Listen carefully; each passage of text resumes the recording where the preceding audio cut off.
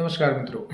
एक छोटा सा बिंदु लेते हैं फिर से। एक जो क्वेश्चंस मोस्टली कुछ लोगों ने पूछा है, प्रत्यक्ष और अप्रत्यक्ष दोनों रूपों से। खरमास चल रहे हैं, एक्चुअली इस खरमास के बारे में जानकारी चाहते थे कि इस खरमास में शुभ कार्य करना चाहिए कि नहीं करना चाहिए, या ये खरमास किस हद तक अशुभ है। तो देखिए, इस खरमास का सबसे प्रमुख तो मैं आपको सिद्धांत बता देता हूँ। खरमास कहते किसे हैं।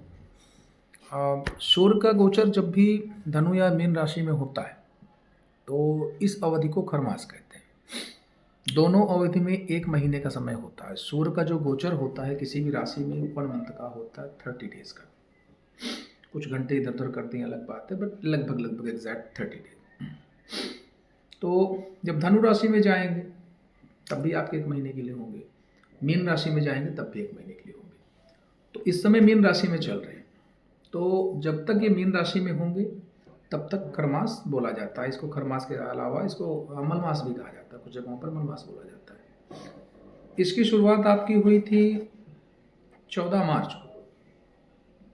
14 से 16 के मार्च। एक्चुअली क्या है कि एप्लीकेशंस में अगर देखा जाए तो सूर्य का गोचर जो है 14 से 15 में दिखाता है, बट अगर वो पंचांग के अनुसार देखा जाए तो 16 तारीख को दिखाता है मॉर्निंग के आसपास। तो मोटा मोटा आंकड़ा 14, 15, 16 आप मान सकते हैं। तो लगभग 15 तारीख के आसपास इसकी शुरुआत हुई थी और ये 15 अप्रैल को ही राशि बदलता है। ये सूर्य का सिद्धांत है। ये ध्रुव सत्य है।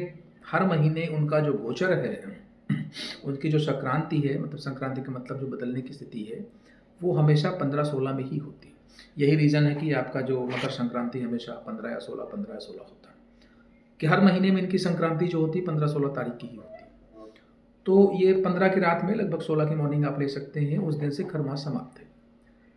अब इसमें देखिए जो शुभ अशुभ चीज़ों की स्थिति है कि शुभ वर्ग, इसमें शुभ जो कार्य होते हैं वो वर्जित होते हैं, जैसे कि मुंडन हो गया, छेदन हो गया, शादी संबंध हो गए। इसलिए आप लोगों ने देखा होगा पिछले लगभग 1 महीनों से शादी वादी कहीं विवाह नहीं हो पा रहे, क्योंकि लग्न ही नहीं है, शुभ लग्न नहीं है। बट इसमें यात्राएं वर्जित नहीं होती हैं। कहीं अगर विदेश की यात्रा करनी है, या मान लीजिए आपका विदेश का टिकट हो चुका है और आप खरमास की वजह से कैंसिल करा दें, ऐसी कोई आवश्यकता नहीं। बस विशेष रूप से वो सारे कार्य जो मनुष्य के जीवन को प्रभावित करते हैं, मनुष्य के शरीर को प्रभावित करते हैं, मनुष्य के जो 16 संस्कार, उन संस्कारों को प्रभावित करते हैं, वो वर्जित होते हैं। जिसमें मुंडन संस्कार, वैवाहिक संस्कार, ये सब उनमें से एक है। तो ये प्रभावित होते हैं, तो इनको करने से बचना चाहिए।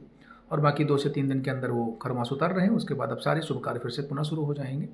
और इसमें जो है देखिए, राशि का और लग्न का इसमें कोई प्रभाव नहीं पड़ता। मतलब आई थिंक मेरे कहने का मतलब ये है कि जैसे मान लीजिए किसी की राशि कुंभ लग्न है, किसी की कुंभ राशि, किसी की मकर राशि है, तो उसका कोई फर्क नहीं पड़ता। ये सबके लिए बराबर इसका प्रभाव पड़ता है। इसका प्रभाव एक्चुअली क्या है कि बृहस्पति सूर्य के बाद सबसे बड़ा उपग्रह है, प्लेनेट है आपका ग्रहों के चारों परिवार में, सोलर सिस्टम में। सूर्य सबसे बड़ा आपका तारा हो गया, उसके बाद जो सबसे बड़ा ग्रह है वो आपको बृहस्पति माना जाता है। तो ऐसा माना जाता है कि बृहस्पति की राशि में जाकर सूर्य जो है थोड़ा सा उसकी पावर डाउन होती है। इसीलिए धनु और मीन राशि में जब भी सूर्य गोचर करते हैं तो उस समय उसको खरमास कहा जाता है। तो खरमास की अवधि में क्या, सूर्य की पावर कमजोर होती है, और उस कमजोर पावर की वजह से क्या है कि जो शुभ कार्य होते हैं वो वर्जित कर दिए जाते हैं। तो ये इसका मुख्य सिद्धांत है और ये इसका प्रभाव। बहुत बहुत धन्यवाद।